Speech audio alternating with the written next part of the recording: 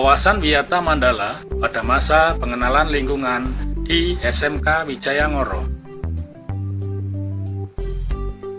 Sebelum kita lanjutkan, ini adalah sedikit profil dari pemberi materi saya sendiri, yaitu Bapak Wahyudi Hari Prihantono, pengajar PPKN di sekolah kita.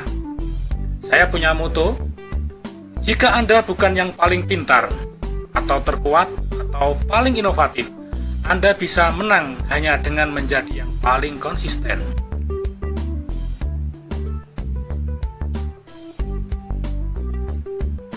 Dalam menjelaskan materi tentang wawasan Wiyata Mandala ini nanti, ada 3 hal yang patut kita ketahui.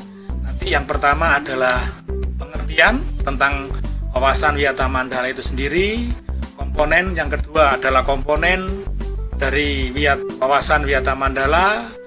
Nanti yang ketiga adalah hasil dari Wiyata Mandala yang berupa nanti adalah 10K.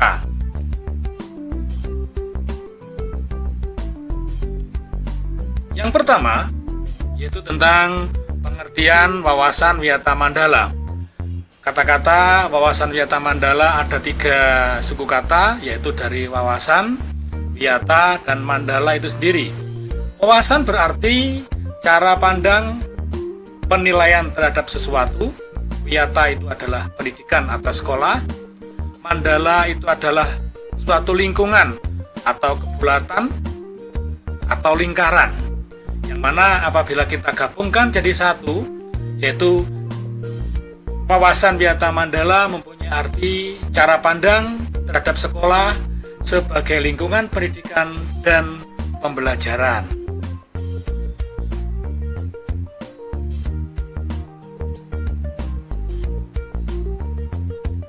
Dalam wawasan Wiyata Mandala ada beberapa komponen yang penting supaya wawasan Wiyata Mandala ini bisa berjalan dengan efektif di sekolah kita. Yang pertama yaitu ada kepala sekolah, yang kedua sivitas akademika, yang ketiga guru, yang keempat murid, dan yang terakhir adalah masyarakat sekitar. Untuk yang pertama yaitu kepala sekolah. Kepala sekolah mempunyai peranan penting dalam mewujudkan wawasan Wiyata Mandala, karena kepala sekolah punya tanggung jawab penuh terhadap penyelenggaraan pendidikan di lingkungan sekolah. Karena itu, kepala sekolah wajib dihormati, berwibawa. Artinya, siapapun yang berkepentingan dengan sekolah harus melalui kepala sekolah. Yang lainnya, misalnya semua aparat sekolah tidak boleh berdiri sendiri-sendiri, melainkan atas izin daripada kepala sekolah. Selanjutnya ada peran guru, di mana guru dari Kiroto Boso dalam bahasa Jawa diartikan bisa digugu dan ditiru, baik itu di lingkungan sekolah ataupun di lingkungan masyarakat. Dan gurulah yang bisa menyampaikan, melaksanakan proses kegiatan belajar di lingkungan sekolah. Guru harus bisa menjunjung tinggi martabat dan citranya, baik di sekolah maupun di masyarakat.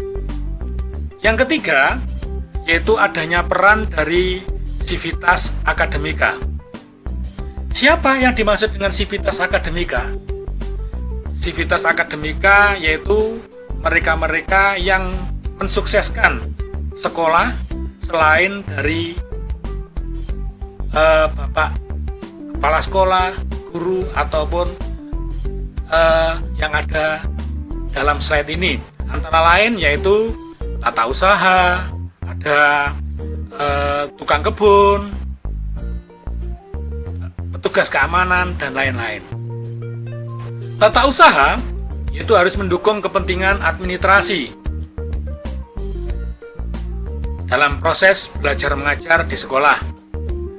Perangkat sekolah yang lain seperti satpam, tukang kebun harus melaksanakan hak dan kewajibannya sesuai bidang tugas masing-masing, sehingga semua warga sekolah bisa saling menjaga rasa persaudaraan demi kenyamanan warga sekolah. Yang keempat yaitu peran murid. Peran murid salah satunya murid harus mentaati tata tertib yang berlaku di sekolah tanpa terkecuali. Selain itu, hormat dan sopan kepada guru dan warga sekolah yang lain. Murid juga dituntut harus belajar tekun, menyelesaikan tugas yang diberikan oleh guru sesuai dengan waktu yang telah diberikan, menjauhi narkoba, serta menjaga dan memelihara fasilitas belajar dan mengajar. Tidak kalah pentingnya yaitu peran daripada masyarakat sekitar, di mana masyarakat sekitar yaitu punya manfaat mendukung program kebijakan sekolah dalam rangka pemajuan proses belajar mengajar. Dalam arti masyarakat bisa memberi saran dalam pemajuan proses belajar mengajar, ikut menjaga keamanan lingkungan sekolah.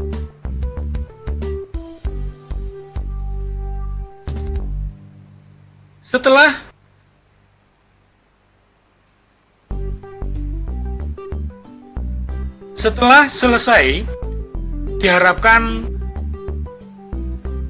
sekolah bisa meningkatkan, sekolah bisa memiliki hasil daripada wawasan Wiyata Mandala, yaitu yang terwujud dalam 10 komponen yang sering disingkat dengan 10K.